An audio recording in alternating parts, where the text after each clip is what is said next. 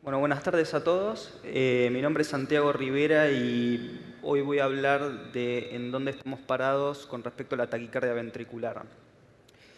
Antes de empezar a hablar en sí de la ablación de la taquicardia ventricular, es muy importante clasificarlas para entender bien cuál es el mecanismo y cuál es la mejor terapéutica en cada caso. Y hay dos grandes grupos, uno son las taquicardias ventriculares monomorfas y otros son las taquicardias ventriculares polimorfas, son escenarios completamente diferentes. Dentro de las taquicardias ventriculares monomorfas tenemos un grupo que representa el 5% de los casos que corresponden a las taquicardias ventriculares idiopáticas. En este grupo hay dos que son las más frecuentes. La taquicardia ventricular del tracto de salida del ventrículo derecho, como podemos ver acá en esta imagen, y la segunda en frecuencia es la taquicardia ventricular fascicular. La TB del tracto de salida responde a un mecanismo que se denomina actividad gatillada, que es un trastorno del metabolismo del calcio intracelular, mientras que la fascicular corresponde a un mecanismo de reentrada básicamente compuesto por una de las semiramas de la rama izquierda y una vía de conducción lenta que es el punto crítico del circuito. El resto de las taquicardias ventriculares idiopáticas, la focal de Purkinje, la del anillo mitral, cúspides aórticas y músculos papilares son mucho menos frecuentes. Dentro de las taquicardias ventriculares monomorfas, el 95% de los casos corresponden a taquicardia ventricular relacionada a escara miocárdica. Las taquicardias ventriculares idiopáticas generalmente ocurren en corazones sanos y después les voy a explicar por qué generalmente. Y este tipo de arritmia tenemos tres grupos. Una son las cardiopatías estructurales como la displasia ritmogénica del ventrículo derecho, la miocardiopatía dilatada, o la miocardiopatía hipertrófica y la miocardiopatía chagásica. La enfermedad de Purkinje también es particularmente la taquicardia ventricular por reentrada entre ramas y se da en casos de deterioro de la función sistólica del ventrículo izquierdo. Y un poco la vedette de este subgrupo es la taquicardia ventricular isquémica por un infarto previo, dentro de las cuales tenemos cuatro formas o tipos de presentación en esta taquicardia. La más frecuente es el mecanismo de reentrada, y acá podemos ver un gráfico. Fíjense, sin entrar en detalles, lo complejo del gráfico, que en realidad es un diagrama del circuito, y el punto crítico básicamente es una zona de conducción lenta que se lo denomina istmo. Un istmo similar a, por ejemplo, el istmo cabo-tricuspidio en la ablación del aleteo auricular. Y este es el punto, el objetivo que uno busca en la ablación de este tipo de taquicardias. Este es un caso que hicimos recientemente en el instituto donde tenemos un paciente, o es un paciente con un aneurisma apical postinfarto, y acá vemos la taquicardia ventricular, y hay unas señales muy pequeñas en el medio de la diástole que son altamente sugestivas de que el catéter, como podemos ver acá la reflexión, está ubicado en una zona correspondiente al istmo de este circuito, y la aplicación de radiofrecuencia a ese nivel logra interrumpir la taquicardia. El otro gran grupo que habíamos hablado inicialmente son las taquicardias ventriculares polimórficas. Y tenemos diferentes causas de este tipo de arritmia. Una son la alteración de los canales iónicos o canalopatías, dentro de las cuales tenemos el síndrome de QT prolongado, el síndrome de QT corto, síndrome de Brugada y la taquicardia ventricular catecolaminérgica. Las cardiopatías estructurales también pueden dar taquicardias ventriculares polimórficas. Y habíamos hablado previamente del infarto crónico. ¿Qué sucede en el infarto agudo? En el infarto agudo también es un mecanismo de reentrada, la taquicardia ventricular, pero es más que nada corresponde a la dispersión de la repolarización transmural en un infarto, que es el mismo mecanismo que vemos en las alteraciones de los canales iónicos. Al haber diferentes zonas del miocardio con diferentes duración de los potenciales de acción, se generan gradientes y el tipo de reentrada no es anatómica, sino que es funcional.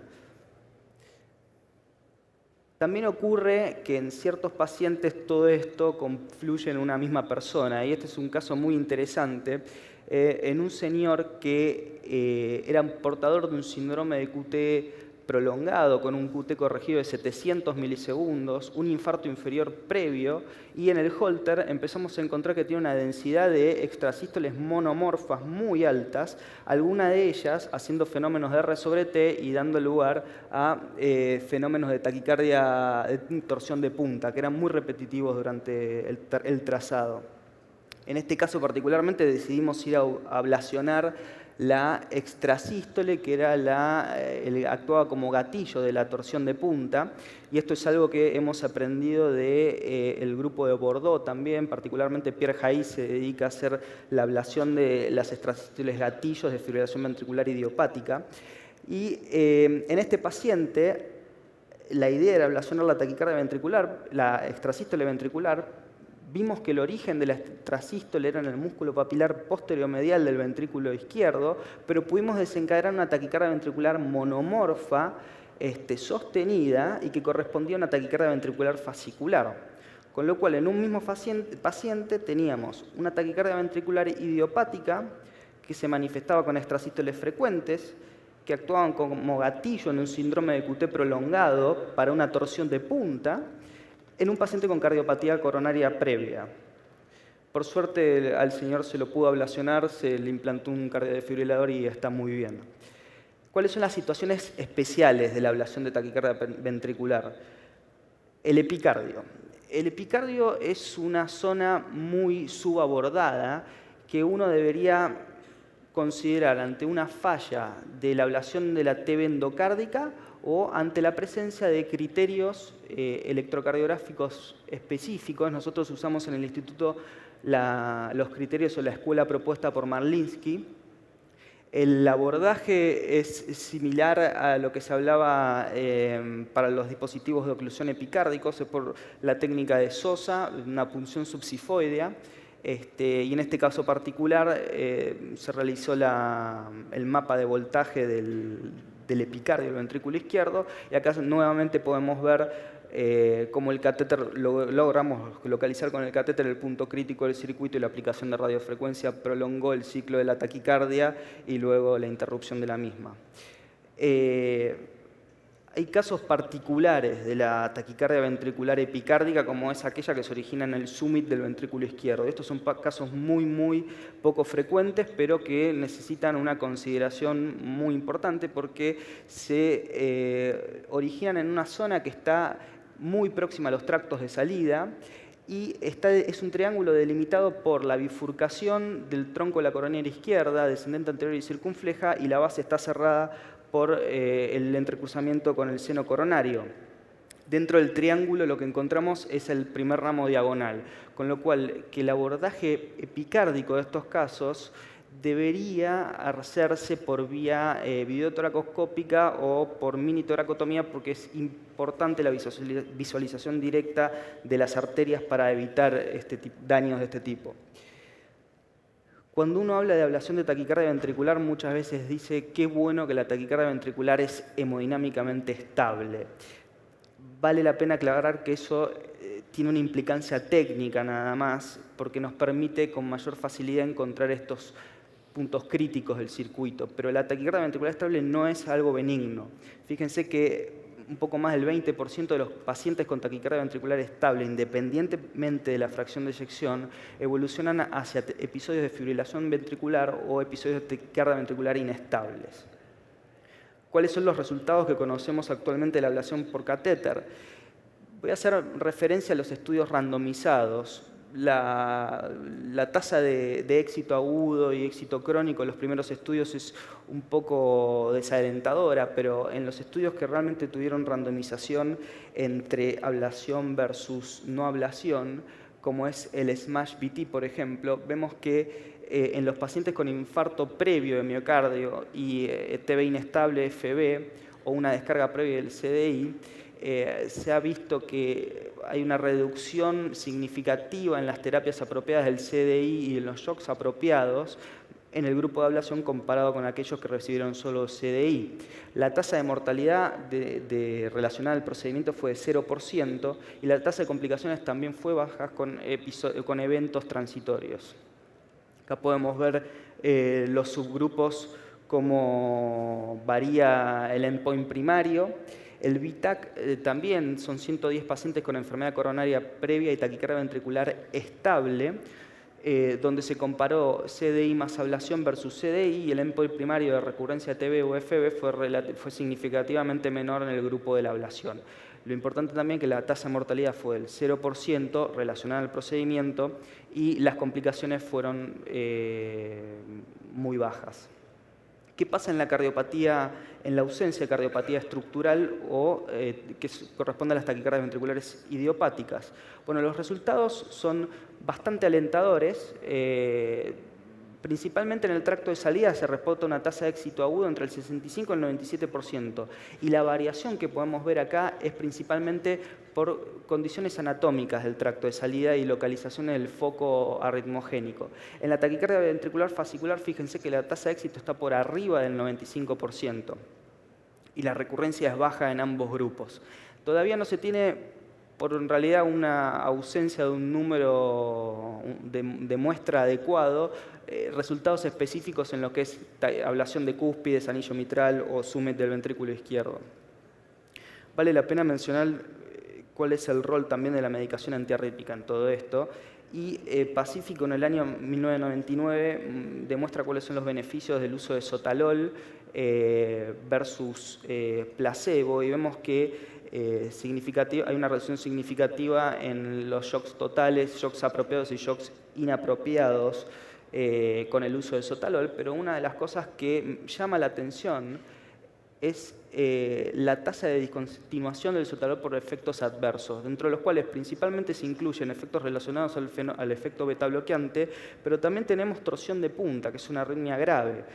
Hace poquito escuchábamos cómo es inaceptable una tasa de 10% de complicaciones para un procedimiento de cierre percutáneo de la orejuela, y me hacía estoy absolutamente de acuerdo que es inaceptable esa tasa de complicaciones, y me hacía la pregunta por qué aceptamos una tasa de efectos adversos de casi el 30% con la medicación antiarrítmica.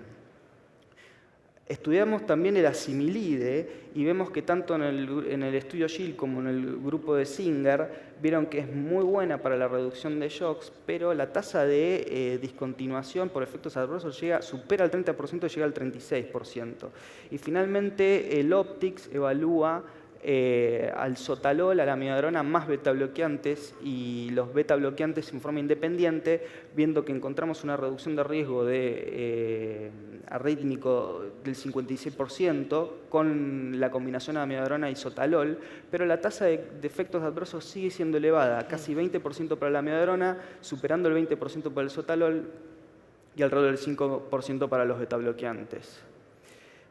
Siempre tener en cuenta que ninguno de estos estudios ha logrado demostrar una reducción significativa en la mortalidad en estos pacientes, por lo cual, ante adoptar una conducta de ablación de taquicardia ventricular, salvo en aquellos que son taquicardias ventriculares idiopáticas, para reducir la mortalidad hay que considerar el CDI en los casos que estén indicados. ¿Qué dicen las guías hoy en día? Indicaciones clase 1 para toda taquicardia ventricular monomorfa sintomática que sea refractaria a la medicación antiarrítmica o que el paciente no quiera recibir la medicación antiarrítmica. Es muy importante hablarle de los efectos adversos y la tasa de efectos adversos que tienen las medicaciones antiarrítmicos. La ATB por entrada entre ramas y la tormenta eléctrica obviamente es fuera de causas corregibles. La clase 2A está reservada para la ATB monomorfa no sostenida, sintomática y refractaria a medicación antiarrítmica o aquellos que no quieran recibirla, y las extrasístoles ventriculares frecuentes, sintomáticas y refractarias. Puse en rojo abajo una indicación que fue una de las que usamos para nuestro paciente del síndrome de Cutelaro, que es la ablación de extrasístoles ventriculares muy frecuentes, asintomáticas, con riesgo elevado de taquicardiomopatía, que generalmente se ve cuando el monto de extrasístoles supera el 20% de un trazado de un Holter. Y esta es una indicación que cada vez la estamos usando más. ¿Qué conclusiones podemos sacar al respecto?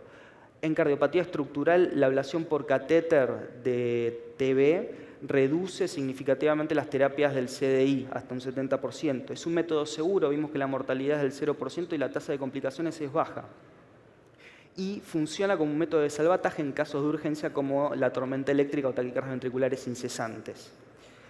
La versión de TB en los casos de taquicardia ventricular idiopática tiene una tasa de éxito muy alta, una muy baja tasa de complicaciones y una tasa baja de recurrencias, por lo cual hoy en día ya es tratamiento de primera línea en estos casos. Por lo cual podemos considerar más una realidad la ablación de la taquicardia ventricular que ciencia ficción. Muchas gracias.